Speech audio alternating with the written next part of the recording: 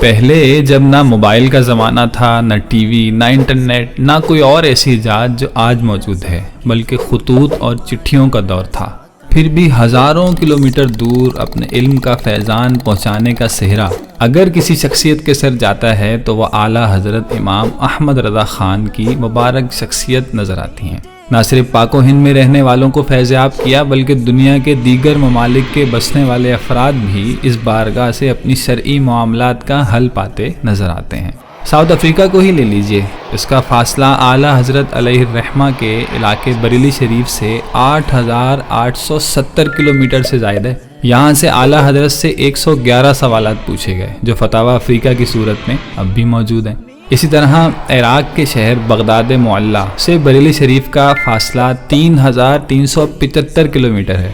یہاں سے بھی بھیجے گئے سوالات کا ذکر فتاوی رضویہ میں ملتا ہے۔ یوں ہی بریلی شریف سے افغانستان کا فاصلہ 1,380 کلومیٹر سے زائد ہے۔ یہاں سے بھی اعلیٰ حضرت علیہ الرحمہ کی بارگاہ میں فتاوی کے لیے سوالات آئے۔ بنگلہ دیش سے بھی بریلی شریف قریب نہیں ہے، بنگلہ دیش 1,160 کلومیٹر دور ہے۔ اس کے مختلف علاقوں سے اعلیٰ حضرت علیہ الرحمہ کی خدمت میں 73 سے زائد سوالات پوچھے گئے۔ اسی طرح بریلی شریف سے برما کا فاصلہ 1,860 کلومیٹر سے زیادہ ہے۔ اس دور دراز ملک سے بھی اعلیٰ حضرت علیہ الرحمہ کی خدمت میں 5 سوالات بھیجے گئے۔ یوں ہی بریلی شریف سے پاکستان کا فاصلہ تقریباً 930 کلومیٹر سے زیادہ ہے، لیکن امام احمد رضا خان علیہ الرحمۃ الرحمان کے علم کی روشنی سے پاکستان بھی منور ہوا۔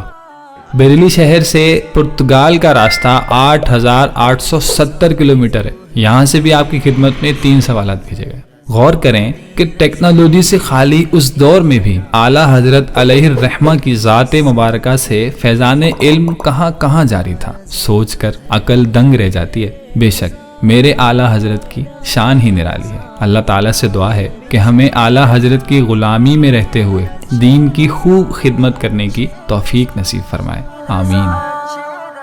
وہ میرے تمہارے ہمارے رضا ہے، وہ میرے تمہارے ہمارے رضا ہے۔